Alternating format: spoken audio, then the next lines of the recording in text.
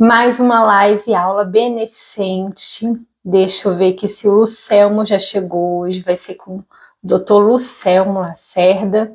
Deixa eu ver se ele me entra e pede, que aí eu acho que não dá um errozinho que está acontecendo no meu Instagram, que fica um barulhinho brim, brim, brim, brim, brim o tempo todo, que me deixa louca. Deixa eu ver se ele apareceu aqui. E aí ele pede para entrar, para ficar... Acho que assim não dá erro. Deixa eu ver aqui. Lucelmo, se você entrou, você pede para entrar ao vivo, que vai aparecer aqui a solicitação. Eu acho que assim fica mais tranquilo, não dá esse erro. Deixa eu ver aqui, cadê? Boa noite, boa gente, vai colocando de onde vocês são, principalmente se vocês são professores, se vocês são pais, coloca aqui para mim. Me manda aqui da onde vocês são, para eu já compreender. E também onde vocês são, se vocês são pais ou se vocês são profissionais e qual é a área de atuação de vocês. Enquanto o Lucelmo aqui chegou um erro. Deixa eu ver, vamos lá.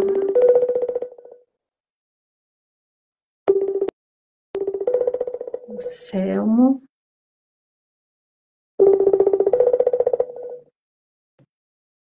Vó, professora. Aqui. Oi, Lucelmo. Eu acho que vai ficar o barulhinho, como já ficou em outra live. Apareceu. E aí o que eu vou fazer? Como?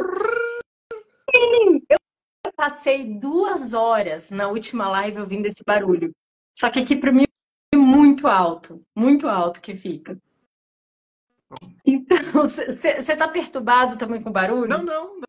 Não, só apareceu na hora que estava entrando. Agora, por exemplo... Agora para você tá tranquilo. Beleza, tá ótimo. Agora, mas tá baixinho, para mim tá baixinho.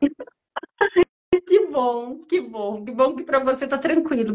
Lucelmo, primeiro eu queria te agradecer muito você aceitar participar dessa live aula. Esse conteúdo aqui ele é muito importante, eu vou estar depois dividindo e falar para as pessoas que o que acontece.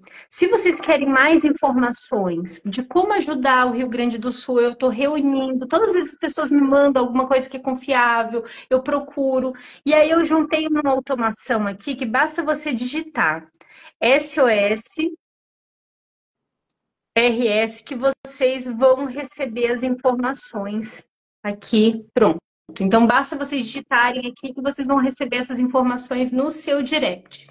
E hoje eu vou falar aqui com o Selmo sobre aba no plural, aba em vários ambientes. Mas antes de começar, eu queria eu queria só uma questão que eu e o Lucelmo, nós somos 2 pais de crianças autistas, nós somos autistas, nós estamos totalmente no meio. E nós temos uma amiga em comum que ela não resistiu a dengue, né? Toda essa questão que é a Lili. E a Lili, eu não sei se o Lucelmo acontecia isso com ele, né? Que às vezes a gente postava alguma coisa, ele já entrava em contato com a gente para falar, não, Dani, não sei se as suas histórias com ela em relação a isso. Não, ela era uma pessoa assim, fantástica. Às vezes ela entrava em contato quando postava alguma coisa, ou discordando, ou concordando, ou colocando outra coisa. Mas ela fazia muito de mandar mensagem para mim, falou, como é que você tá? Quero que você me explica, não sei o quê, sobre mim. E aí eu não respondia, e depois ela perguntava de novo, ela perguntava até eu responder. E aí, quando eu respondo... Mas ela é uma pessoa que, excepcionalmente, com a qual eu conversava. É difícil eu conversar, assim, eu não sou muito de conversar de coisa assim. Mas com ela, excepcionalmente, de vez em quando a gente conversava. Ela insistia até a hora que, num certo momento, que fazia sentido para mim. Então, ela realmente é uma pessoa muito, muito próxima, a Lili. Foi um baque grande. Eu sabia que eu sabia que ela tinha tido alguns problemas. Ela tinha falado para mim que tinha tido várias dengues, vários momentos, mas esse é o tipo de coisa que toda hora todo mundo tem dengue, né? Então a gente acaba banalizando isso. E foi um baque muito grande, assim. Ela tinha 46 anos, muito, muito jovem. né? Então foi A, realmente... a Lili, ela sempre me sacudiu muito, desde os primórdios que eu tô aqui, desde que eu comecei nas redes sociais. Ela sempre me sacudia em relação a algumas coisas e eu aprendi muito com ela. E teve uma mensagem dela do ano passado que foi uma das que mais me abalou. E aí eu tive até que postar, que ela chegou para mim e falou assim, Dani, a nossa história, ela carrega muito peso, muito. Nós somos mães atípicas, nossos filhos têm um nível de gravidade, tem toda uma questão, e a gente não pode passar esse nosso, porque isso é um poder. A gente tem poder porque a gente vivencia. Quando a pessoa vivencia uma dor, vivencia uma situação, ela cria isso em si. E a gente não pode compartilhar isso, passar esse nosso poder para qualquer pessoa. E isso é muito forte, porque nós estamos nas redes sociais, nós estamos ali lutando por políticas públicas, você principalmente, você está ali lá na frente, e, e como isso é importante, porque a sua história pesa muito, a minha história, toda essa questão. Então, a Lili, ela trouxe muitos ensinamentos, assim, e assim, eu precisava trazer isso para vocês, porque todos aqui que estão aqui têm uma história, têm um peso, e é muito importante a gente refletir sobre isso, sobre como a gente entrega a nossa história para outras pessoas. E aí entra essa questão que nós vamos falar aqui sobre aba no plural, né? Sobre a análise do comportamento aplicada, como ela pode ser efetiva para mais de uma pessoa, né? Como é que a gente pode melhorar a qualidade de vida de todas as pessoas que estão envolvidas? E vem essa primeira perguntinha que eu queria trazer para você. Como a aba pode ser adaptada para ser aplicada efetivamente em um grupo, considerando as necessidades individuais de cada participante? Então, por exemplo, professores em sala de aula, eles entram em desespero, falando, será que é possível aplicar aba num coletivo? Será que é possível pensar em aba numa estrutura escolar? Eu estava exatamente agora, na verdade, esses dias todos, né? Eu tô gravando um curso sobre Good Behavior Game, que é o jogo do bom comportamento, que é um jogo para aplicar em sala de aula para todos os alunos, né?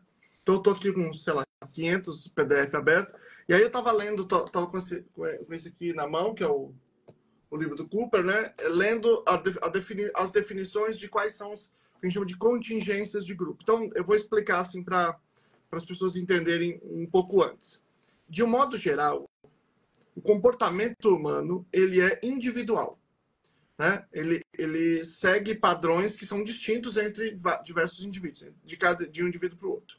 Então, quando nós, analistas do comportamento, olhamos para o comportamento humano, para qualquer pessoa se comportando, fazendo coisas, a gente aplica uma coisa que é a análise de contingência, ou seja, a gente pega aquele comportamento, nomeia aquele comportamento, descreve aquele comportamento e a gente vai buscar entender o que veio antes daquele comportamento, que nós chamamos de antecedentes, e o que veio depois daquele comportamento, que nós chamamos de consequência. E aí a gente vai entender por que aquele comportamento existe, quais são, diante de que antecedentes ele acontece, diante de que consequências que mantém aquele comportamento. Então a gente sempre faz isso, né? Isso a gente diz que é a unidade mínima de análise do comportamento. E aí isso dá para a gente um poder muito grande de manipular esses antecedentes e consequências de modo a contribuir na qualidade de vida de alguém, porque modifica o comportamento dele. Ou o nosso próprio comportamento. A gente pode fazer isso para manipular o nosso próprio comportamento também, né? É uma automodificação do comportamento.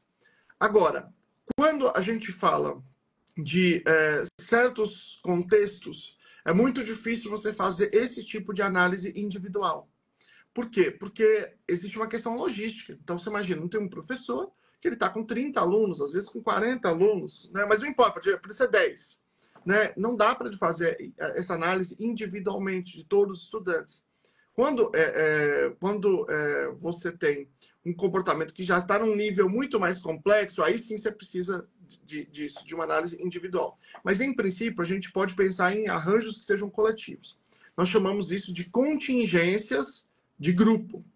Ou seja, a contingência, que é essa mesma, antecedente, resposta e consequência, não é individual. Eu não vou fazer análise individual. Eu vou fazer análise do grupo. Bom, quer dizer que eu tenho o mesmo nível de rigor na análise? Não. Porque quando eu faço a análise do grupo, eu posso perder uma série de informações que são informações específicas de um ou de outro aluno.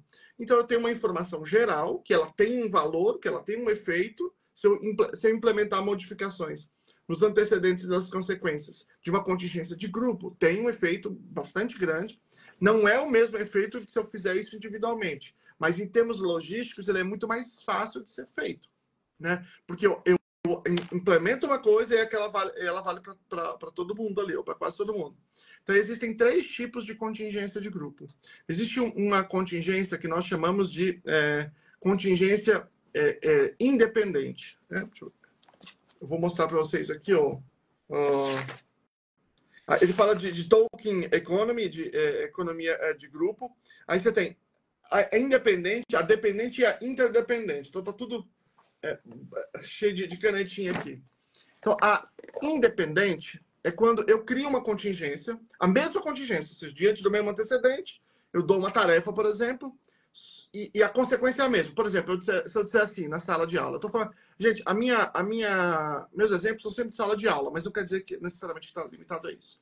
É porque tem a ver com a minha história, como você falou, né? A gente traz a nossa história. Tem um exemplo recente que aconteceu comigo, que eu já falei na internet, que eu estava indo num coworking, onde eles colocaram umas placas, e eles sempre mudavam as placas dentro do banheiro, que era assim, use o banheiro como estivesse cometendo um crime, não deixe provas. Então eles ficavam mudando essas plaquinhas, e eles falaram que o banheiro começou a ficar mais limpo, mais organizado, as pessoas lavando as mãos.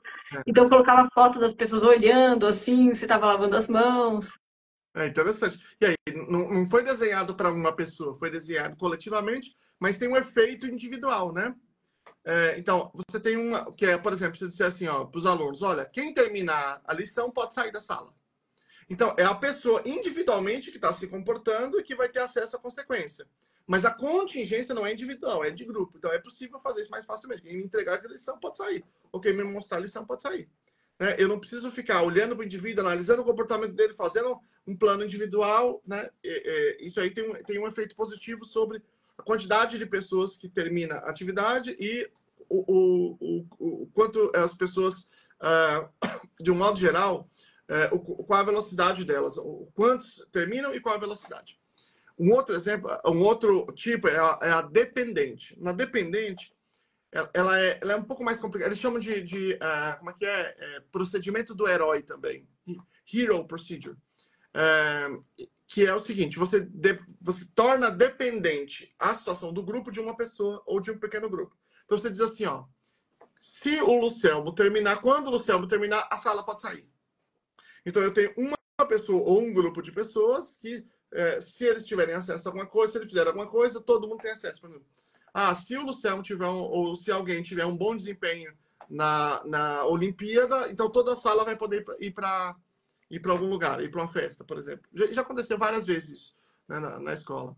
E tem a interdependente, que é quando você cria alguma coisa para ser atingida por toda a sala. O Good Behavior Game é interdependente, é uma contingência interdependente. Então é assim, funciona assim, se a sala tiver menos comportamento problema, um grupo tiver menos comportamento problema, e aí o que é comportamento problema pode variar, toda a sala sai ganhando, eles têm acesso a uma contingência reforçadora. Mas tem vários outros princípios, eu posso depois dar exemplos de coisas que eu fiz em sala de aula, que estão aplicando princípios comportamentais a contextos globais de sala de aula. Nossa, Lucelmo, isso daí dá uns conteúdos, assim, uns pockets maravilhosos, porque eu estou tendo uma questão recente de muitos professores chegarem e ficarem satisfeitos com a análise de comportamento, justamente pela essa apresentação extremamente individualizada. Eles vêm com um trabalho extremamente hercúleo, sendo que existem estratégias, existem possibilidades. Aí, se coloca esses pockets assim, na internet, eu acho que a gente quebra certas objeções. É um caminho muito interessante. E aí vem o próximo passo, né? Como os princípios da aba podem ser usados para criar normas de grupo? É possível mudar cultura através da aba? Eu acho que tem várias coisas, assim, depende do que a gente está chamando de cultura, depende de como a gente está nomeando todas essas coisas. Você pode, por exemplo, eu estou estudando Good Behavior Game, né? Então, eu estou analisando quais são os efeitos de longo prazo. Tem até uma coisa engraçada, porque eu fiz as primeiras aulas dizendo que ele não tinha generalização, porque tem uns estudos dizendo isso. Estudos mais antigos, que eu ia fazer um experimento uns anos atrás, mas acabei não fazendo. E aí tinha lido isso. E agora eu fui ler os outros estudos mais recentes, ler mais, e não é verdade. Tem uma generalização muito grande. Tem redução de comportamento problema, de quantidade, de qualidade, de gravidade. Você tem diminuição de probabilidade de usar tabaco e outras coisas. Ou seja, dentro da uma redução bem significativa. Você mudou ali dentro da escola a cultura daquela sala de aula, das coisas que estavam acontecendo ali. Mas tem várias formas. Eu vou dar um exemplo aqui, já que a gente falou dessa utilização dos princípios, eu vou dar outros exemplos de coisas que eu fiz em sala de aula. Eu fiz assim, uma vez, por exemplo. Eu criei, putz, isso deu um trabalho enorme. Eu criei um álbum de figurinhas com coisas de história, porque era sétimo ano. Então eu peguei coisas que tinham relacionado à matéria. Por exemplo, eu peguei um quadro que eu adoro do Caravaggio, que era da Medusa. Peguei um quadro do Rafael Sanzio, um afresco do Rafael Sanzio. Peguei umas pinturas sobre as grandes navegações, que eles achavam que tinha os monstros no mar. Peguei várias coisas assim. E aí eu fiz um álbum de figurinha mesmo. Fiz no Word. Fiz o bagulho no Word, que eu nunca usei direito esse negócio. E aí imprimi tudo, tanto os álbuns para todos os alunos, quanto as figurinhas, na mão, cortando todas. Fiz um pacotinho. Assim, era um saco desse tamanho, assim, ó, de figurinha. E aí, o que a gente fez? Eu determinei quais eram os comportamentos que eram desejáveis. Então, se os alunos emitissem os comportamentos desejáveis, eles tinham um pacote de figurinha toda vez. E se você completasse uma figura do álbum, aí você tinha lá um prêmio, tinha um negócio assim, um reforçador. Então, eu fui mensurando, por exemplo, tinha um debate, toda a matéria tinha um debate. Então, eu pegava o tema do passado e colocava no presente. Por exemplo, num certo momento, havia uma penalidade de escravidão. Aí, em Roma e tal, né? Mas não era Roma. Tinha outras coisas, outras situações lá. Ora, se alguém tivesse uma proposta para, por exemplo, hoje, para voltar essa norma, você seria a favor ou contra e por quê? Não importa qual era a opinião da pessoa, não era para julgar a opinião. Mas se ele falasse qual era a opinião dele, ele recebia um pacote de figurinha. Então, se ele terminasse a atividade e o entregasse, ele recebia um pacote de figurinha. Né?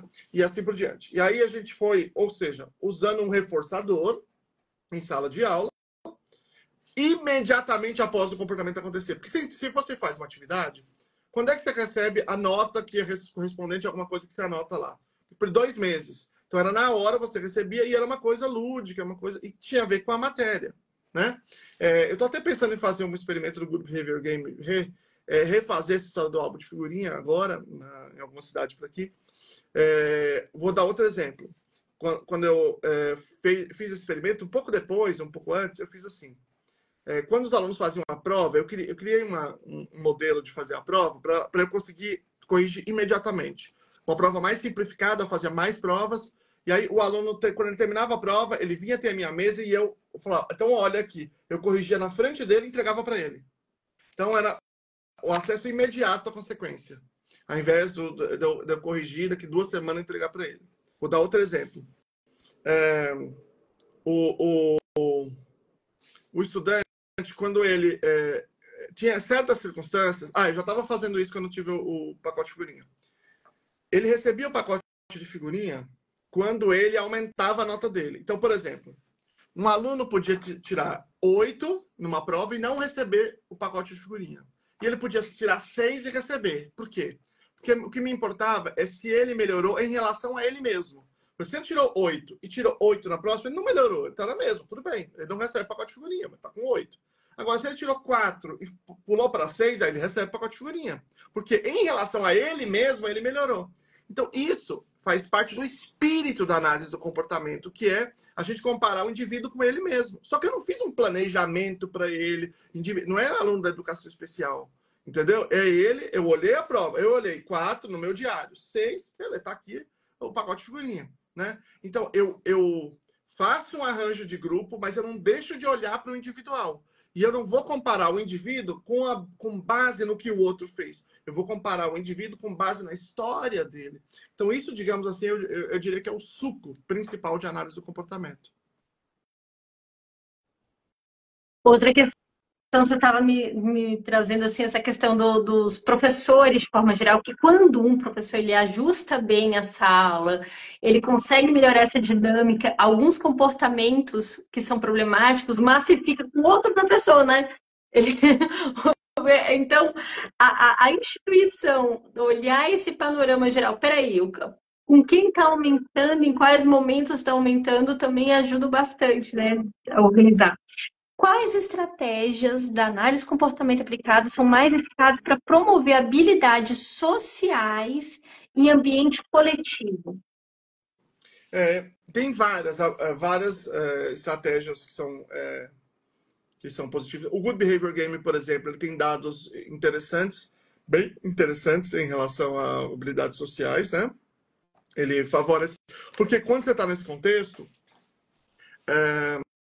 no contexto de grupo, né? Se você brigar com alguém, você perde ponto. Então, ele favorece a cooperação entre um e outro, né? Tem uma replicação que foi feita no Brasil pela Rosa, em 2019, acho que foi na Universidade Federal do Pará, que ela analisou especificamente a interação social com uma criança com deficiência, uma menina com deficiência, e teve um ganho, por exemplo, muito positivo. Eu vou explicar mais ou menos o que é o Good Behavior Game, porque é só um exemplo, que tem muitos, né? Tem muitos exemplos diferentes. O professor chega na sala, vou falar, obviamente, de uma maneira bem genérica, né? E ele divide a sala em 2 grupos, tipo, da fileira do meio, né? Para a esquerda e para a direita. E aí ele estabelece, ou os alunos estabelecem quais são os comportamentos inapropriados. Então, por exemplo, falar sem sem pedir para o professor e levantar, por exemplo. São os 2 principais. Depois tem outros, dependendo da variação. E aí, toda vez que acontece uma dessas ocorrências, o professor marca na lousa, do lado direito, se for turma de casa, do lado esquerdo, se for turma de lá. E aí ele diz assim, ele estabelece uma quantidade máxima de ocorrências por dia. Por exemplo, 5 ocorrências, que é o estudo original. Se os 2 acontecerem de 5 para menos, os 2 grupos têm acesso a um reforçador. Se tiverem mais do que 5 marcas, aí quem tiver menos ganha um reforçador. Então, se um tiver 10 e outro tiver 8, então o que tem 8 ganha. Se os 2 tiverem 5, os 2 ganham. E esse é o procedimento, basicamente, né? No fim. Aí tem acesso ao reforçador, que pode ser, por exemplo, 5 minutos de jogar um jogo lá atrás, não precisar fazer uma certa atividade de casa, ou sair 1 minuto antes pro intervalo, ou poder ficar na frente da fila da merenda, coisas que eu vi aqui que tinham, né? Nesses estudos, entre outras coisas assim. Então, esse é um exemplo, né? O que mais tem evidência, ele é o grupo, eu chamo de grupo de habilidades sociais. Ele não é individual, mas ele também não é coletivo para todos. São grupos focais, como a gente chama, né? Quando a gente fala de intervenções em ambientes coletivos, por exemplo, escola ou saúde, né? Eles usam o que a gente chama de sistema de múltiplos níveis, né? Multinível, né? Multi-tiered, ou multilevels. E aí você tem o nível universal, que é aquilo que é para todos, né? Todos recebem. Então, isso tem tanto na saúde quanto na educação. E aí você tem o grupo, o nível, que, por exemplo, o Good Behavior Game é no nível para todos, então você está na sala e você faz para todos. Você tem o segundo nível, que é o nível focal, são pequenos grupos, né? Que é o caso, por exemplo, do grupo de habilidades sociais. E em último nível, no terceiro nível, para aqueles indivíduos que apresentam dificuldades, necessidades muito mais expressivas, é que você tem o nível individual. Então, na verdade, a gente está falando muito mais do individual, porque é quando a situação está tão grave que aquilo grita, né? Mas, na verdade, o forte do trabalho não é. O forte do trabalho no nível 1 e 2. Por quê? Porque no primeiro nível, no nível 1, você vai resolver o problema de 80% a 90% dos indivíduos. No segundo nível, de 3% a 5%. Então, no terceiro nível, é de 1% a 3%. É uma quantidade bem menor mesmo. Eu acho interessante isso, que uma das minhas áreas que eu vim, né, foi da engenharia de software, né? E na engenharia de software a gente tem várias técnicas dessas que as outras áreas estão pegando, né? Estão desenvolvendo, como Scrum e assim vai. Então, assim, quando a gente quer reduzir a conversa, coloca todo mundo em pé e junto. Se você quer, por exemplo, propiciar, existem técnicas que você quer propiciar a comunicação em pares, por exemplo, para desenvolver alguma coisa. Então, tem todo um posicionamento que você coloca as pessoas, os grupos, para melhorar o desempenho na intenção por exemplo, vai desenvolver, colocar os pares, a posição para que tenha o menor erro e que eles possam se comunicar bem. Eu acho interessante porque muito do que eu estudei na engenharia de software, hoje eu vejo na análise de comportamento, só que eu via com um nome totalmente diferente ali, toda essa base.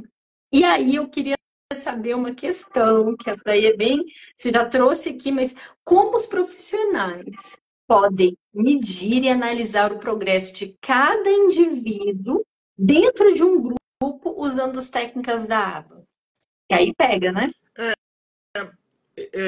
Existe hoje, graças a Deus, eu estou aliviado, porque eu terminei um artigo que eu mandei para o Felipe, que a gente vai publicar um livro, que é mensuração do comportamento em escolas. Então, vou repetir. Eu sempre vou falar de escola, porque a escola é onde é minha história, né?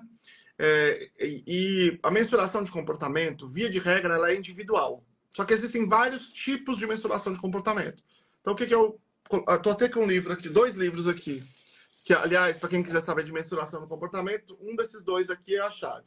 Ou Aprendendo a Observar, da Dana e Matos, ou Descrição, Definição e Registro do Comportamento, do professor Jairo. Você que é da Edcom. pode deixar nos stories? Se você quiser me marcar. Tá, eu ponho depois. Assim que terminar aqui, eu faço. Pode ser os 2 falam a mesma coisa, pode ser 1 ou 2. É porque eu peguei os 2 porque precisava escrever o artigo, talvez uma coisa tá melhor escrito no outro. Então, você tem várias técnicas de registro, né? Você tem lá o registro cursivo, diagrama, registro de eventos, registro de duração, intervalo, amostragem, intervalo para amostragem e tal. Agora, existe e é esse em geral que a gente faz para mensuração, porque é muito mais fácil a gente fazer na escola, que é por produto permanente. Então, a gente vai pegar algum tipo de coisa que o indivíduo fez e que seja produto. Então, por exemplo, a gente tem a prova, a gente tem a atividade, a gente tem o questionário, por exemplo, né, que o indivíduo fez. Isso é fácil da gente fazer a mensuração. Por exemplo, o que eu acabei de dizer? O aluno veio para mim, eu pegava ele na frente dele, então fica aí, que eu vou corrigir sua prova. Eu corrigi aqui, já tinha uma nota. Quando eu tinha essa nota aqui, eu já olhava no diário, eu já sabia qual era a nota da prova anterior dele, individual, cada aluno tem uma nota diferente. Então, eu vou dizer, você melhorou ou não melhorou? A única exceção é quando tirava 10, porque se tirou 10, não tem como ele melhorar. Se ele for para 10, ele recebia 2 pacotinhos, inclusive, nesse caso.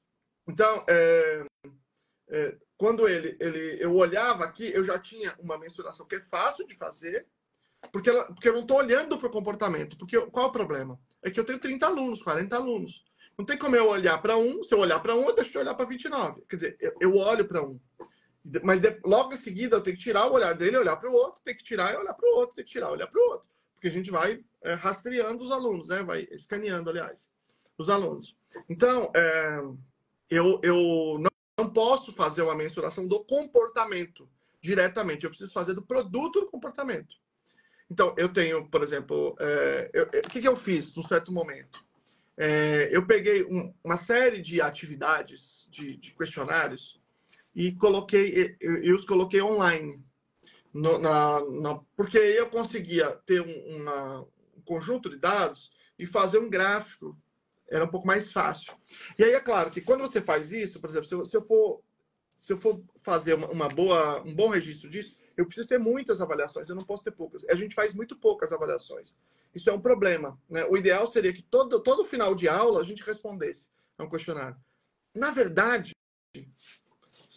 seria ideal que a gente respondesse o questionário antes e depois de cada aula.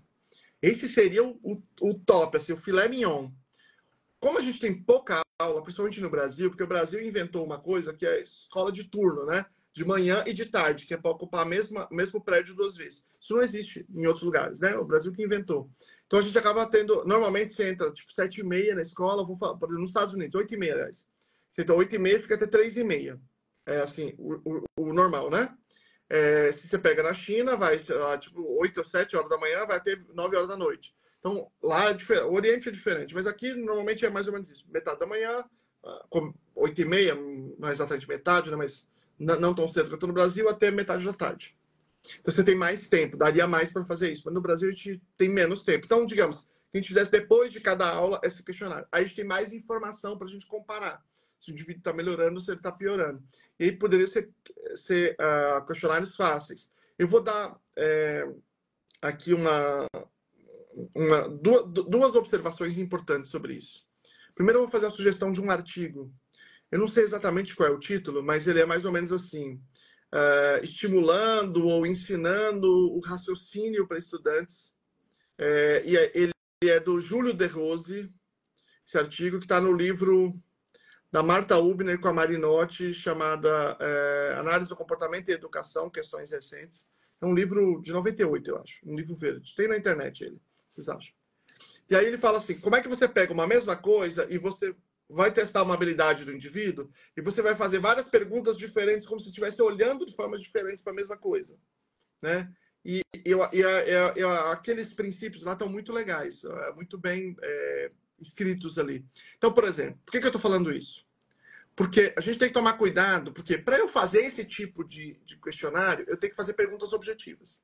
Só que a tendência que a gente tem quando vai fazer perguntas objetivas é fazer perguntas burras.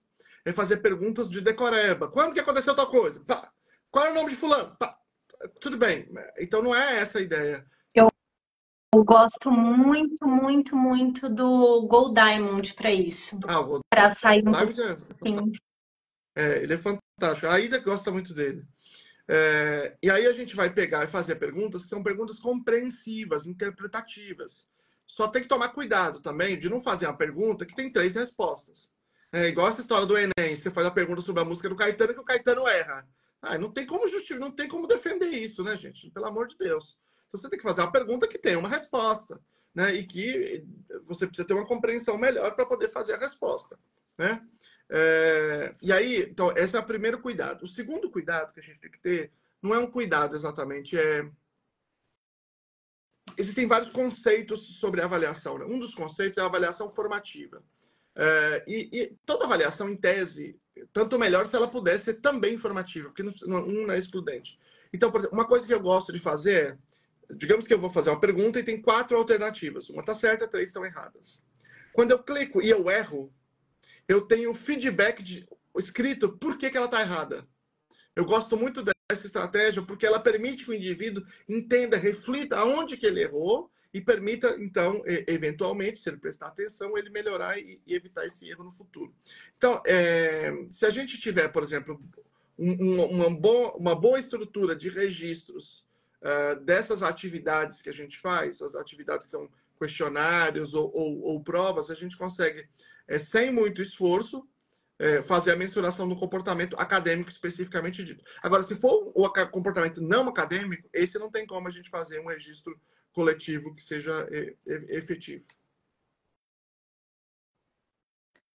Essa questão de mensuração, eu só lembro das coisas, por exemplo, no UNB, que são as matérias que mais marcaram. Teve umas matérias da eletrônica, que eu fiz da época da elétrica, que a gente ia para o laboratório antes de aprender a teoria. Na verdade, na parte de sistemas digitais. Então, tinha toda uma questão de sistema de lógica e tudo, e a gente ia apanhando ali.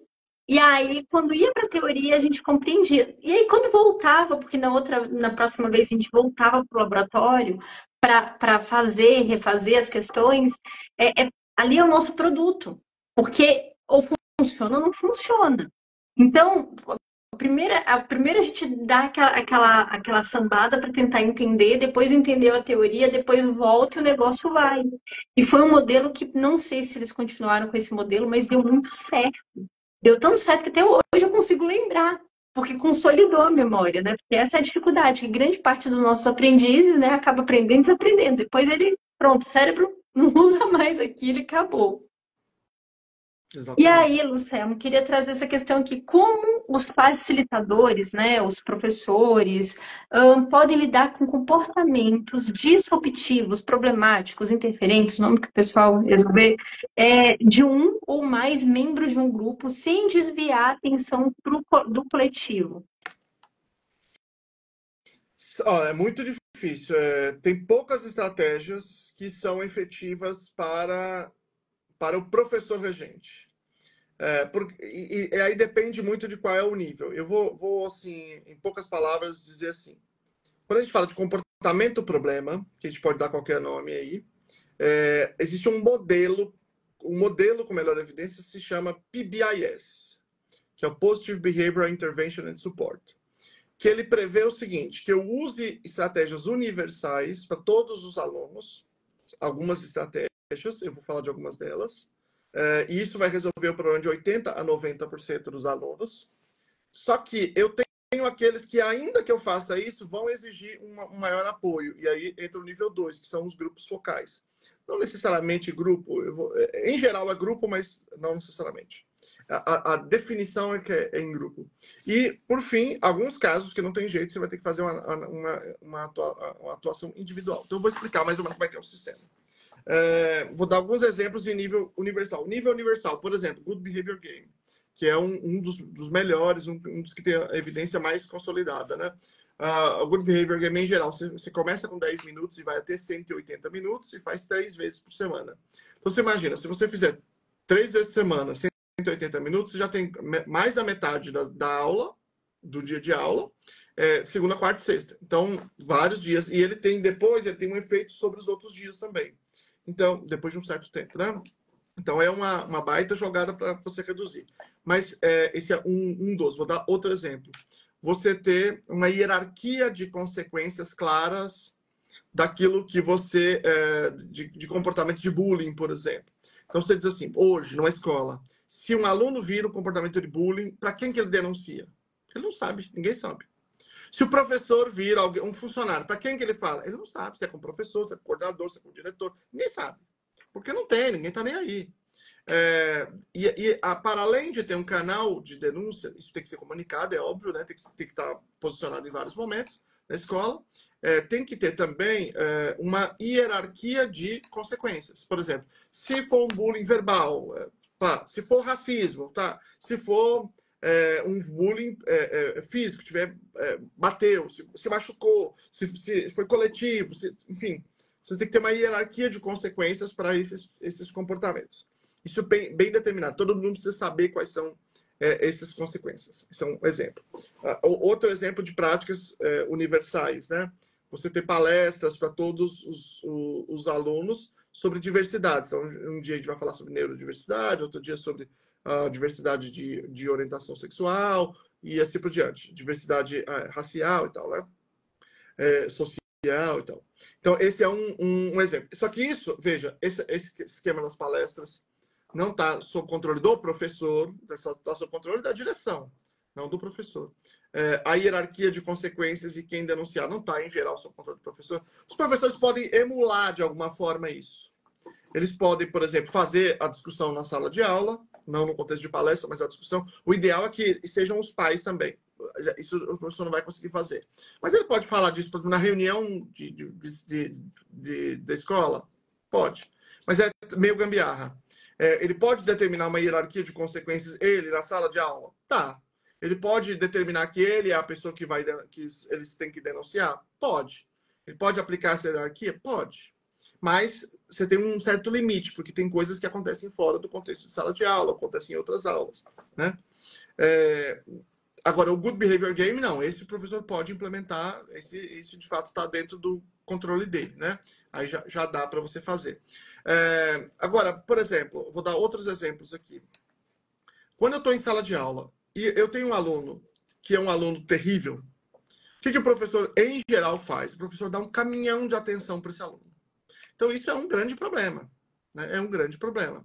Então, o ideal seria que o professor não desse muita atenção. Talvez o professor nem consiga ficar com ele de sala de aula, tem que tirar de sala de aula. Pode ser. Então, ele tira de sala de aula e o ideal é que esse professor tenha preparado atividades para evitar que esse comportamento seja reforçado pela esquiva da atividade. Ele pode até ser reforçado pela esquiva do contexto de sala, mas não da atividade, porque ele vai para lá e ele vai com uma atividade. O professor pode ter um monte de atividade guardada na carteira, e aí, quando tira da sala, já dá para inspetor, ele vai ter que fazer essa atividade aí, para evitar esse tipo de reforçamento, né? Então, são dicas, assim, que à medida que você vai conhecendo a análise do comportamento, fica muito mais fácil de você prever. Agora, segundo nível, são os níveis que estão fora do controle de professor, porque são pequenos grupos, como habilidades sociais, outras coisas. E o terceiro nível, que exige análise funcional do caso e intervenção individualizada, está fora do controle do professor. É impossível o professor estar com 30 alunos e fazer a análise funcional de um aluno e implementar uma intervenção individualizada, realmente é impossível. E aí entra numa questão que eu também recebo bastante. Com todo o movimento da questão do PEI, eu tenho recebido muitos, assim, dúvidas, tanto dos professores quanto dos pais também, que às vezes em uma lista enorme de pontos a ser trabalhados, e pontos que, assim, não fazem muitas vezes muito sentido, que são pontos que não... Eu não sei se você concordaria comigo ou não, Marcelo, mas eu acho que a gente está num estágio hoje em que os planos eles devem estar focados no que está causando mais barreira. Dentro de uma árvore, a gente vai pegar o que está causando barreira, o que está interferindo mais no processo de aprendizagem e trabalhar em foco nisso.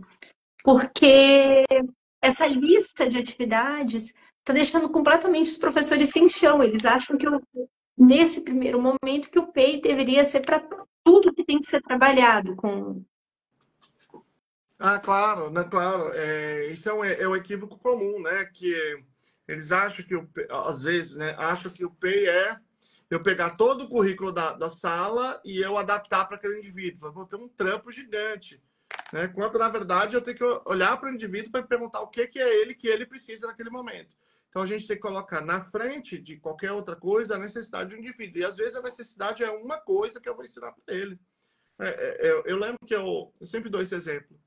Que quando eu dava o curso de alfabetização, não dou mais, mas no passado não dava. Às vezes, sei lá, a pessoa não prestou atenção, não sei, ou ela não entendeu direito a parte que eu falava de pré-requisito. Chegava no fim do curso, depois que eu ensinei todos os procedimentos, ele disse assim, minha criança não senta, como é que eu ensino isso tudo? Eu falei, não ensina. Quem disse que é para você ensinar isso? É para ensinar a sentar. Não é para você ensinar a alfabetização para ele. Se ele sentar, aí quando ele sentar, você vai ver o que ele sabe, o que ele não sabe, se ele tiver todos os outros pré-requisitos. Aí você ensina a alfabetização. Mas agora, você não faz o menor sentido. Você vai ficar correndo atrás dele na sala com o negócio? Né? Não faz sentido. Então, se inventou uma história de que todo mundo tem que aprender o currículo da sala. Eu não sei de onde que as pessoas inventam. Eu não sei como é que as pessoas não param um minuto para pensar nesse absurdo, nesse negócio. Entendeu? Não faz o menor sentido. Quem que inventou isso? Então, esse é o tipo de gambiarra que ficam fazendo no Brasil, que ficam inventando, que ficam falando, que os professores absorvem meio acriticamente muitas vezes. Então, todo mundo fala isso. Então, tem que ser a matéria da sala, né? Só que do jeitinho que ele aprende. Não existe isso, gente. Não existe isso. Né? Não faz o menor sentido.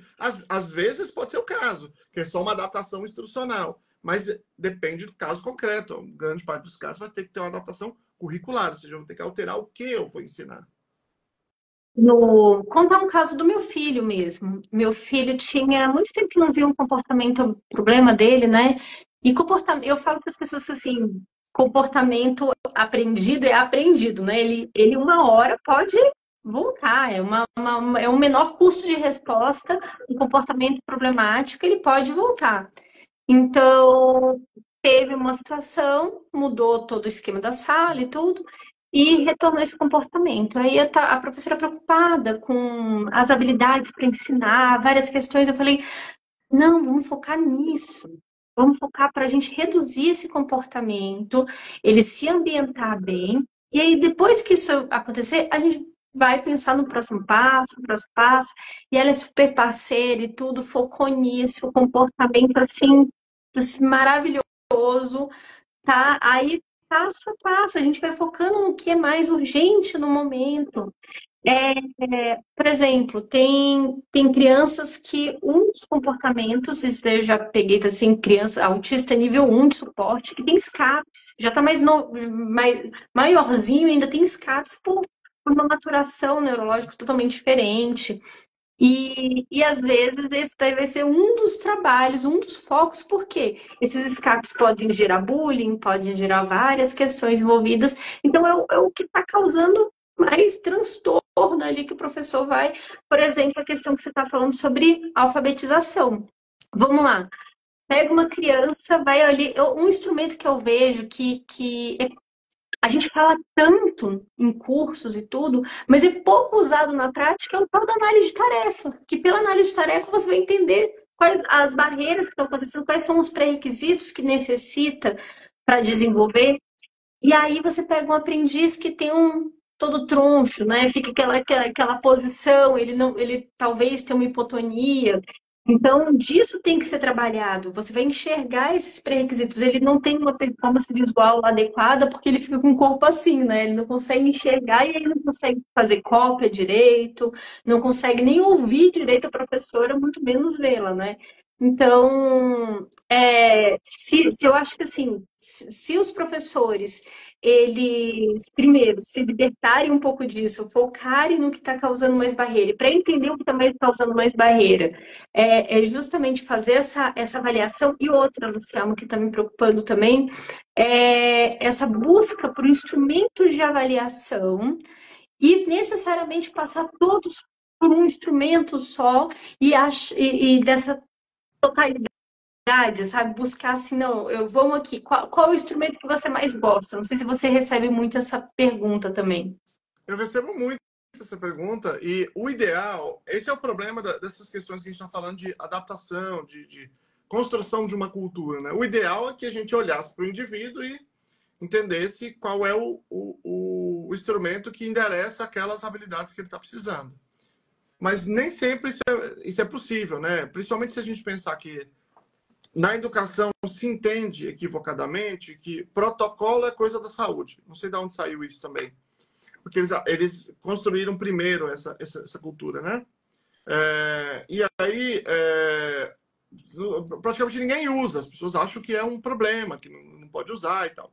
Então, é uma construção. Então, eu acho que faz sentido, de modo geral, ter um instrumento utilizado geral.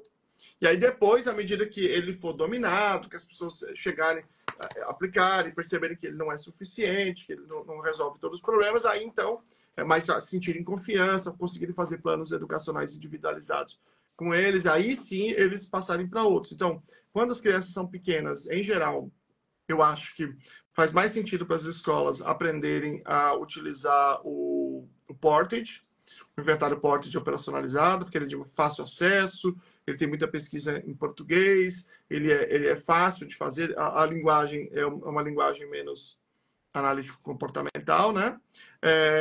Quando os indivíduos são maiores, que é mais difícil, eu estou pensando em contextos escolares, né? Talvez o caderno da Eiffels de habilidades escolares seja o mais interessante.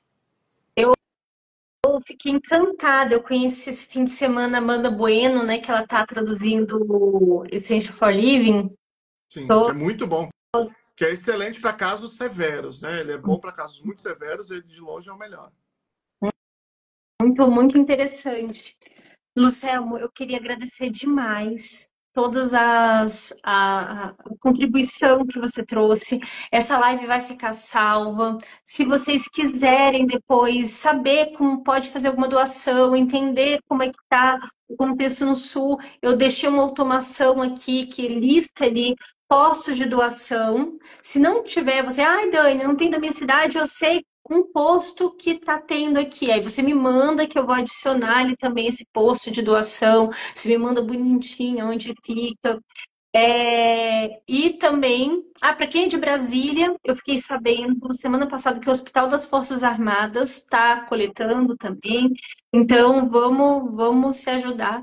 E, Luciano, muito, muito obrigada. Sempre é uma grande aula conversar contigo. Mas é sempre, gente, conversar com o Selmo, papo de corredor. Às vezes a gente vai palestrar, eu puxo o Selmo, eu aprendo horrores com ele. 5 minutos no corredor de palestra. Muito obrigada mesmo. Obrigado, Dani. Foi um prazer. Espero que as pessoas entrem aqui e entendam as possibilidades de ajudar o Sul. E lembrar para as pessoas que no sábado vai ter um seminário Liliane Presente, que é para ajudar a família da Liliane. Então, eu coloquei na minha bio, também é fácil vocês acharem no Google, né? Então, quem quiser contribuir, a inscrição são bem baratinha, é R$ 47. Então, façam lá a inscrição, que vai ser também um evento bem legal, bem robusto, o evento vai ser no sábado. Obrigado, gente. Um grande abraço. Obrigado, Dani.